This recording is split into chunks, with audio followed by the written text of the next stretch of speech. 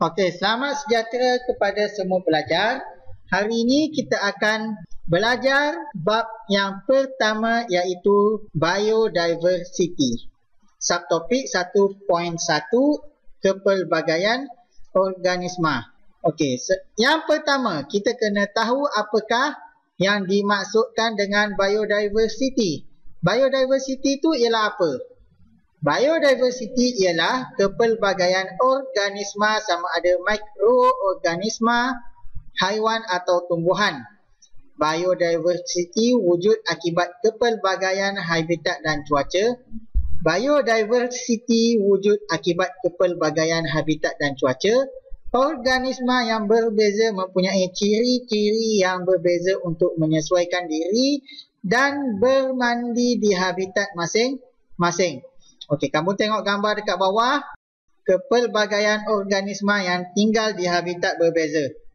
Gurun kita ada unta, kawasan kutub kita ada burung penguin, dalam tanah ada cacing tanah dan juga dekat dalam laut kita ada ikan. Jadi biodiversity itu ringkasnya ialah benda hidup. Apakah kepentingan biodiversity? Okay, kepentingan yang pertama ialah ia sebagai sumber makanan. Haiwan dan tumbuhan membekalkan pelbagai sumber makanan kepada manusia.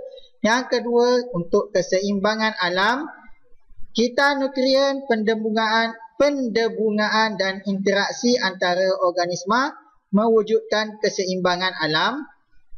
Seterusnya, sebagai tempat rekreasi iaitu kawasan yang kaya dengan biodiversity boleh dibangunkan sebagai tempat rekreasi. Kamu cuti-cuti sekolah pergi kat tempat rekreasi lah yang ada banyak haiwan, tumbuhan.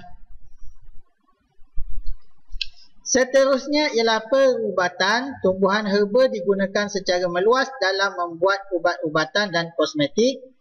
Bahan mentah industri, kayu balak, buluh dan rotan ialah contoh hasil hutan yang digunakan untuk membuat alat muzik, perabot serta membina bangunan.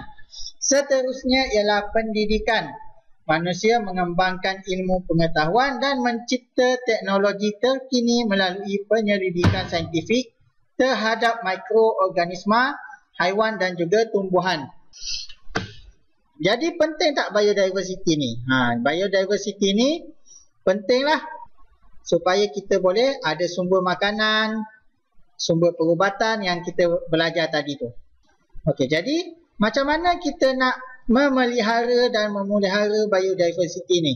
Yang pertama ialah kita perlu mengharamkan pembunuhan atau pemerdagangan haiwan dan tumbuhan yang endemik dan terancam melalui Akta Perlindungan Hidupan Liar 1972, melindungi habitat dengan mewujudkan taman negara, taman laut, hutan simpan dan santuari hidupan liar, dipelihara melalui program pembiakan seperti tapak semayan anak-anak benih untuk membantu penghutanan semula dan pusat penetasan penyu.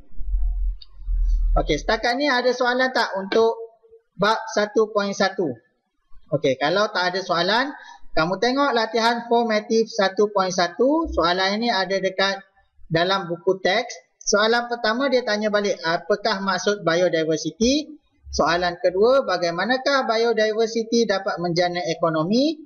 Soalan ketiga, apakah maksud spesies endemik? Endemik tadi dia tak explain apa. Dia tanya dekat sini. Jadi kamu kena Google, cari jawapan apa maksud endemik. Berikan dua kaedah untuk memelihara dan memelihara spesies endemik. Seterusnya ialah berikan beberapa contoh spesies yang terancam di Malaysia.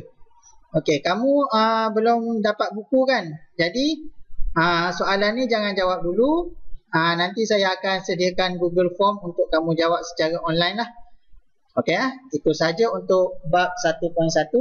Sekian, Assalamualaikum. Bye.